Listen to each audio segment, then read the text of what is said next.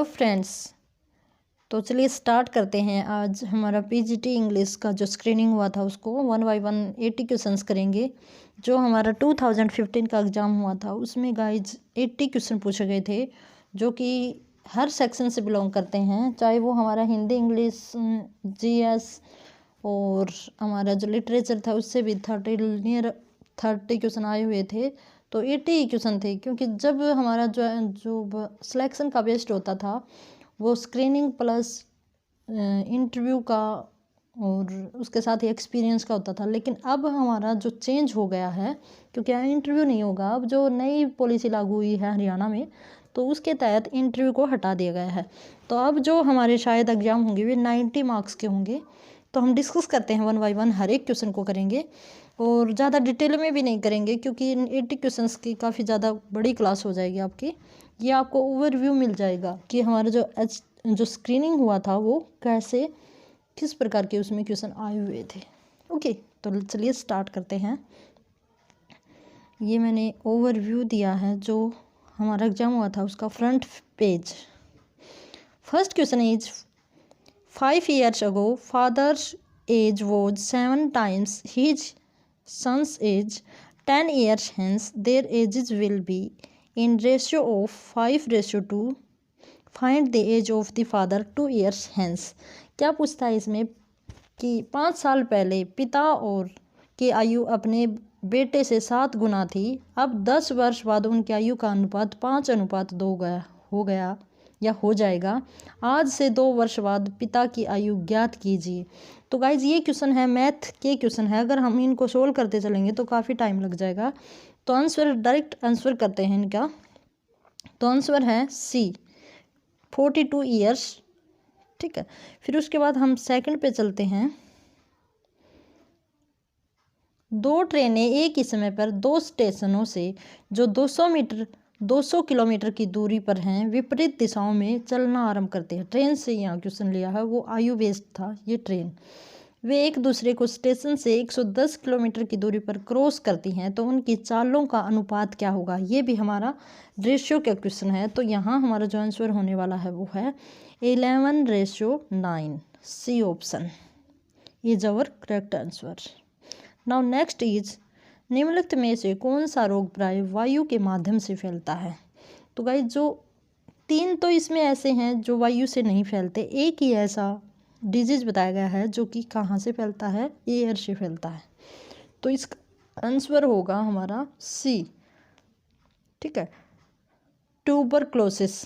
और बाकी जो हमारे प्लेग, टाइफाइड और हैजा, ये वाटर से फैलते हैं, पानी, दूषित पानी से फैलते हैं, जैसे हमने किया था ना ये चैप्टर। तो अब नेक्स्ट है हमारा, नेक्स्ट जो क्वेश्चन होने वाला है, ऊष्मा परिवर्तन को मापने के लिए प्रयुक्त उपकरण क्या है। जैसे हम हीट को किस उपकरण से मापते हैं, किस डिवाइस से हम हीट को मापते हैं, तो वो हमारा आंसर होगा इसमें कैलोरीमीटर। ये हमारा आंसर होगा। ये आप जानते ही हो, वोल्ट मीटर, वोल्टामीटर, ये पानी को, तापमान को, बिजली को मापते हैं या फिर तापमान को मापते हैं। लेकिन जो ऊष्मा को, हीट को मापते हैं वो कौन सा होगा, कैलोरीमीटर। नाउ नेक्स्ट इज, वायु की मदद से परागण को कहते हैं। Pollination with the help of air is known as. तो इसका जो आंसर है वो है हमारा फोर्थ। कौन सा आंसर है, फोर्थ है एनिमोफिली। ये इसका आंसर है गाइस, बिल्कुल करेक्ट है। साइंस से ही क्वेश्चन लिया गया है, GS based. Now next is, इनको अगर हम 1 बाय 1 अच्छी तरह डिस्कस करते चलेंगे तो गाइस पूरी क्लास कंप्लीट नहीं हो पाएगी हमारी। तो हम सीधे डायरेक्ट इनके आंसर ही करेंगे। नाउ नेक्स्ट इज, थर्मोकोल किससे बनाया जाता है। तो थर्मोकोल इज मेड फ्रॉम। तो इसका जो आंसर होगा हमारा, थर्माकोल किससे बनता है, तो वो होगा पॉलीस्टाइन से। पॉलीस्टाइन से क्या बनता है, थर्मोकोल बनता है। साइंस का क्वेश्चन हमारा, विकिरण उतापमापी एक साधन है जो किसको मापता है। Radiation pyrometer is device that can measure. अति ऊंच दाब को, अति निम्न दाब को, अति ऊंच तापमान को, अति निम्न तापमान को। तो गाइज जो इसका आंसर होगा वो होगा हमारा अति उच्च तापमान को, वेरी हाई टेम्परेचर को ये मापता है। कौन सा? Radiation barometer. ये हमारा आंसर है। नाउ नेक्स्ट इज, यहाँ लैंग्वेज से हमारे क्वेश्चन आए हुए हैं, दोनों ही हिंदी और इंग्लिश। तो देखते हैं। 8th question is, my very thoughts were like the खालिस्तान रस्टल ऑफ डेड लिव्स। यहाँ गाइज इन्होंने प्रॉपर मीनिंग क्या आएगा, वर्ड है वो क्या आएगा वो पूछा है। तो गाइज आई थिंक इसमें आएगा हमारा घोस्टली। क्या आएगा? घोस्टली। कि मेरे थॉट थे वो कैसे थे? घोस्टली लाइक रस्टल डेड लीव्स, जो पत्ती थी उसमें हम वो घोस्ट के समान घोस्टली पत्तियाँ, डेड मरी हुई पत्तियाँ दिखाई दी। तो इसका जो आंसर है उसमें गाइज लिवली भी हो सकता है, लेकिन मैं इसी को प्रीफर करूँगी, ghostly. Now next is, choose the word that best expresses the meaning of underline word. तो इसका हमें क्या बताना है? मीनिंग बताना है जो अप्रोप्रिएट हो। देखते हैं कौन सा है। Reading travel brochure whets one's appetite for a holiday. यहाँ देखो गाइज, अपेटी होता है बुक, वेट्स, ठीक है। तो ये वेट्स होता है इंक्रीज कर देना, भूख को इंक्रीज कर देता है। जैसे हम देखते हैं ना, कोई हमारे सामने कोई चीज़ हो और उसको देखकर हमें, जिसका हमें मान लो भूख लगी हुई है, सपोज करो किसी को भूख लगी हुई है और वो सामने किसी खाने को, उसके जो फेवरेट कुछ डिश है उसको देख लेता है, तो उसकी भूख और भी बढ़ जाती है। तो उसको क्या कहते हैं? तो विट्स होता है बढ़ा देना, ठीक है। वंस अपेटी बढ़ा देना। तो इसका जो मीनिंग होगा वो क्या होगा? डिस्करेज करना, ये तो डाउन करना है, रिमूव करना हटाना है, फिर है स्टिमुलेट, ये है हमारा मीनिंग कि उद्दीपक, किसी को और अधिक उत्तेजित कर देना, और किल्स होता है डेथ। तो इसमें जो हमारा आंसर है वो है स्टिमुलेट, बढ़ा देना, उत्तेजित कर देना। नाउ नेक्स्ट इज, नेक्स्ट है हमारा select the substitution that best express opposite meaning of the underline word. क्या कहता है कि इसका अपोजिट बताना है हमें, जो सब्स्टिट्यूशन दिया गया है इसमें। तो क्या कहता है? She did not like her husband being obsequious to his boss, कि वो उसके हस्बैंड को नहीं पसंद करती क्योंकि वो क्या है? ऑब्स्क्यूसियस है, मीन्स वो चापलूस है, वो चापलूसी करता है, आगे पीछे डोलता रहता है, तो ये उसको पसंद नहीं, ठीक है। तो इसका अपोजिट बताना है। तो देखते हैं गाइस, देखना। कोटियस होता है सेम यही, विनम्र होना, किसी के आगे पीछे घूमते रहना, कहना मानना। जेंटल भी इसी सेंस में आता है कि नम्र होना। फिर उसके बाद है डेफिशिएंस। डेफिशिएंस होता है हमारा, इसका आंसर बनता है हार्श होता है रूड, ठीक है। तो ये तो होगा ही नहीं। तो थर्ड है इज अवर आंसर, थर्ड हमारा आंसर है। Now next is choose the alternative which best express the meaning of given idiom और फ्रेज, कि इस फ्रेज का मीनिंग बताना है। Ride rough short. तो गाइज जब हम बात करते हैं तो इसका मीनिंग वैसे हम देखते हैं तो वो होता है किसी के साथ बदसलूकी करना, ठीक है। और यहाँ अगर हम देखते हैं टू इंटरफेयर, ये तो टू इंटरफेयर तो किसी में दखलंदाजी करना, टू फाइट लड़ना, टू रिफ्यूज टू गो ये मना करना, टू एक्ट हाई हैंडेडली। तो इसमें हम इसको भी फिट कर सकते हैं। टू राइड मतलब किसी का अफरा तफरी मचाना, किसी के साथ क्या करना, किसी के साथ दुर्व्यवहार करना, ठीक है। तो यही इसका मीनिंग है गाइज। ऑफिशियल आंसर की के अकॉर्डिंग भी इसका मीनिंग यही था, टू एक्ट हाई हैंडेडली। बाकी इसका हो सकता था टू फाइट भी, लेकिन ऑफिशियल की में यही था। Now next is find the correctly spelled word. तो इसमें गाइज कोई देखने वाली बात ही नहीं है। जो कब्बेज है गोभी, उसकी स्पेलिंग पूछी गई है, तो थर्ड इसका आंसर होने वाला है कब्बेज। ओके, नाउ नेक्स्ट चलते हैं हम 13 क्वेश्चन के ऊपर। 13 क्वेश्चन, ठीक है, ये तो हरियाणा जीके के हैं, तो हम हिंदी वाला पोर्शन और कर लेते हैं। देखना 13 क्वेश्चन। ग्रामवासी समास में शब्द में समास है। ग्रामवासी, गांव के वासी, तो ये हमारा ओबियसली तत्पुरुष ही है। गांव के वासी, ग्राम के वासी, ग्राम में वास करने वाले ग्रामवासी। नाउ नेक्स्ट इज, निम्नलिखित पंक्तियों में कौन सा रस है? इसमें रस पूछा गया है, तो ये रस कौन सा है देखना एक बार।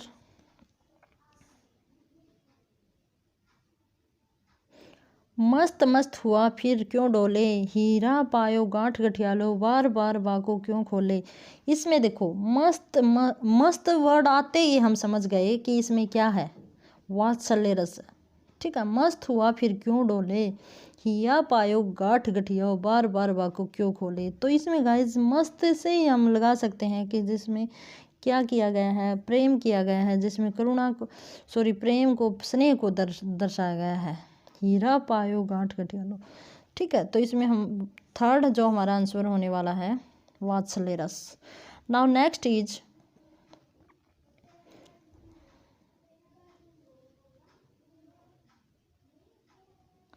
निम्नलिखित में से कौन सा उपसर्ग रहित शब्द है जिसमें उपसर्ग नहीं है? तो वो शब्द है हमारा, देखना एक बार,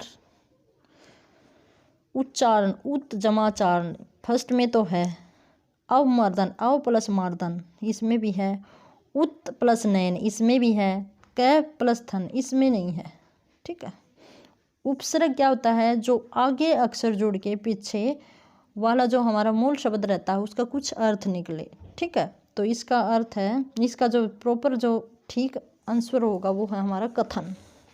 नाउ नेक्स्ट इज, हितोपदेश में कौन सी संधि है? तो इसमें जो हमारा आंसर होने वाला है वो है गुण संधि। कौन सी संधि है?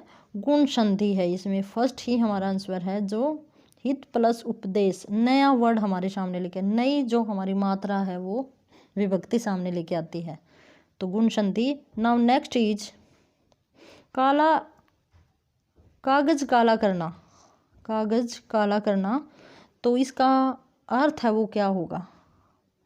काला कागज करना, तो व्यर्थ की बातें लिखना, कि हम बोलते नहीं कि काला करता रहता है, ये तो हमेशा काला कागज करता रहता है, मतलब व्यर्थ की बातें लिखता रहता है। तो इसका जो आंसर होगा हमारा वो है बेकार की बातें रखना, fourth. Now next is, next है हमारा, यहाँ हमारी हरियाणा जी की आई हुई है जो काफ़ी इंटरेस्टिंग है। फर्स्ट इज, निम्नलिखित में निम्न सभी जिले अम्बाला कमिश्नरी के अंतर्गत आते हैं सिवाय, तो इसमें देखते हैं करनाल। करनाल ही हमारा फर्स्ट रहता है, क्योंकि करनाल हमारा अपने आप में एक क्या है, मंडल है, कमिश्नरी है। तो बाकी जो अम्बाला, पंचकुला और कैथल हैं वे अम्बाला कमिश्नरी में आते हैं, तो first is our answer. Now next is, सही युग्म का चयन करना है। काबुली बाग पानीपत में है, रोंग, पानीपत में आएगा इसका आंसर। नवग्रह कुंड कैथल में है। जल महल, ये ठीक है, जल महल है वो हमारा नारनौल में है। ज्योतिसर सरोवर हमारा क्या है, ये आपको पता ही है, फरीदाबाद में। नाउ नेक्स्ट इज, निम्नलिखित में से हरियाणा के राज्यपाल और उनके कार्यकाल का कौन सा युग्म गलत है? तो कौन सा गलत है? फर्स्ट ही हमारा गलत है, क्योंकि RS नरूला हमारे राज्यपाल नहीं रहे हैं, तो our first option is wrong. ठीक है, क्योंकि ये हमारे राज्यपाल नहीं थे। नाउ नेक्स्ट इज, भारत के मुख्य चुनाव आयुक्त कौन थे जब हरियाणा के प्रथम मुख्यमंत्री निर्वाचित हुए? तो कौन थे उस टाइम पे? तो SP सेन वर्मा, ये सेन वर्मा है ना, ये हमारे क्या थे, चुनाव आयुक्त थे भारत के जब हमारा हरियाणा बना था। नाउ नेक्स्ट इज, हरियाणा के निम्नलिखित मुख्यमंत्रियों को कालानुक्रमिक क्रम में व्यवस्थित कीजिए। तो सबसे पहले कौन आया, ये हमें क्या बताना है कि सबसे पहले किसका, और फिर उसके बाद कौन आया, और फिर उसके बाद कौन आया। तो इसका जो आंसर होगा वो गाइज ये अपने आप में ही व्यवस्थित क्रम में है। सबसे पहले हमारे बंशीलाल, फिर BD गुप्ता, फिर देवीलाल, फिर भजनलाल, ये इनका क्रम है। तो ऑप्शन नंबर B हमारा राइट आंसर है। नाउ नेक्स्ट इज, प्रसिद्ध कहानी के लेखक विशंबरनाथ कौशिक प्राय खालिस्तान लिखते थे, जो मासिक पत्रिका में प्रकाशित हुए थे। तो ये हमारा आंसर है गाइज दुबे जी के पत्थर। एक दिन मैं आपको बुक भी बताऊंगी जो काफ़ी हरियाणा जीके से रिलेटेड, जो काफ़ी अच्छी हैं और मिस्टेक भी नहीं है उनमें, और वहीं से काफ़ी ज़्यादा क्वेश्चंस आते हैं। मेरे पास बुक है, उसमें ये क्वेश्चन मेंशन था जो काफ़ी टफ था। नाउ नेक्स्ट इज, निम्नलिखित में हरियाणा के निम्न जिलों को जनगणना 2011 के अनुसार उनके जनसंख्या के घटते क्रम में लिखिए। तो गाइज हमें क्या करना है, घटते क्रम में लिखना है। तो इसका जो आंसर होगा वो एज इट इज़ नहीं आएगा जैसे कि पहले आया था। तो इसका जो आंसर होगा वो देखते हैं। सबसे पहले हमारा रहता है फरीदाबाद, वेरी गुड, सही है। हिसार भी सही है। फिर उसके बाद गुरुग्राम है। रोहतक वाला ऑप्शन है वो गलत आ गया। तो जो इसका आंसर है वो क्या होगा, बी, फर्स्ट, सेकंड, फोर्थ और थर्ड, ये इसका आंसर है, right answer. Now next is, केंद्रीय मृदा लवणता अनुसंधान संस्थान CSSRI करनाल की स्थापना कब हुई। तो इसकी स्थापना हुई है गाइज 1969 में इसकी स्थापना हुई है, राइट आंसर है।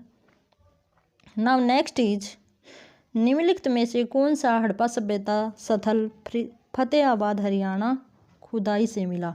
तो फतेहाबाद में आप सबको पता है बनावली है वो फतेहाबाद में है, ठीक है। लोथल ये हमारा गुजरात में है। फिर हम बात करते हैं नाउ नेक्स्ट इज, कुरु की राजधानी वर्तमान हरियाणा दिल्ली 16 महाजनपदों में से एक था। कुरु की राजधानी क्या थी, तो वो इसका आंसर होगा इंद्रप्रस्थ, जो हमारी क्या है, अपनी राजधानी है इंद्रप्रस्थ, अब हमारी राजधानी है। नाउ नेक्स्ट इज, राज्यसभा में हरियाणा राज्य के प्रतिनिधियों की संख्या कितनी है। तो सबको पता है 5 राज्यसभा के सदस्य हैं हमारे, 5, बिल्कुल ठीक है, C answer is correct. Now next is, Haryana में अम्बाला कंटोनमेंट छावनी की स्थापना। तो अम्बाला छावनी की स्थापना हुई थी गाइज 1843 में, जहां हमारी जो 1857 की क्रांति की शुरुआत हुई हमारी हरियाणा की बात करें तो अम्बाला से ही हुई थी। तो ये हमारा करेक्ट आंसर है। नाउ नेक्स्ट इज, हरियाणा के पलवल जिले की स्थापना कब हुई थी। तो पलवल जिले की स्थापना हुई थी, पलवल जिले की 15 अगस्त 2008 को पलवल जिले की क्या हुई थी, स्थापना हुई थी। First is our correct answer. तो आप देख लेना गाइज, ये ऐसे ही क्वेश्चन आते हैं हरियाणा जी के लगा लो आप, या फिर अब तो लेवल काफ़ी बढ़ता जा रहा, ठीक है। ये 2015 का था, तब अलग बात थी, आज अलग बात है, लेवल बढ़ता ही जा रहा, तो कम आंकना नहीं है। नाउ नेक्स्ट इज, निम्न सभी हरियाणा राज्य की नदियां हैं सिवाय। तो हरियाणा राज्य की नदी कौन सी नहीं है, तो इसका आंसर है कोटला। कोटला हरियाणा की नहीं है, कोटला पड़ती है दिल्ली में, ठीक है। तो ये बात याद रखना। बाकी हरियाणा की हैं घग्गर, दोहन, इंदौरी। ये मैंने नदियों वाला टॉपिक भी करवा रखा है ट्रिक से। Now next is, Prabhakar Vardhan राजवंश का प्रथम राजा जिसने अपनी राजधानी स्थापित की। तो प्रभाकर वर्धन की पहली राजधानी कौन सी थी, तो वो है हमारी थानेसर, कुरुक्षेत्र में पड़ती है। तो this is our right answer. Now next is, Haryana का शिला माता का मंदिर किस वास्तुशिल्पीय पैटर्न पर डिजाइन किया गया है। तो शिला माता का मंदिर, यहाँ हम बात करें तो शीतला माता का मंदिर है ये, जो कि कहाँ है, गुरुग्राम में, गुरुग्राम में है। और ये किस शैली पे है, मुगलाई शैली, मुगल शैली में ये बना हुआ है। नाउ नेक्स्ट इज, किदवंती के अनुसार पांडवों ने हरियाणा राज्य के किस स्थान पर जयंती देवी के सम्मान में मंदिर बनवाया था। जयंती का संबंध जैसा कि आप जानते हो जींद से है, तो जींद हमारा आंसर होगा। नाउ नेक्स्ट इज, हरियाणा के किस जिले में एटलस साइकिल उद्योग है। तो वो होगा हमारा सोनीपत। सोनीपत में एटलस साइकिल हैं जिनकी स्थापना 1551 में की गई थी, 1951 में की गई थी, sorry guys. Now next is, निम्न में कौन सा नृत्य होली त्यौहार पर किया जाता है। तो वो है हमारा लूर नृत्य, लड़कियां करती हैं लूर नृत्य। और लूर किसको बोला गया है ये आप कमेंट बॉक्स में बताना। लूर वर्ड है वो किसके लिए यूज हुआ है, लड़का लड़की या फिर किसी और के लिए। नाउ नेक्स्ट इज, हरियाणा में महारा गांव जगमग गांव योजना कब आरंभ की गई थी। तो ये आरंभ की गई थी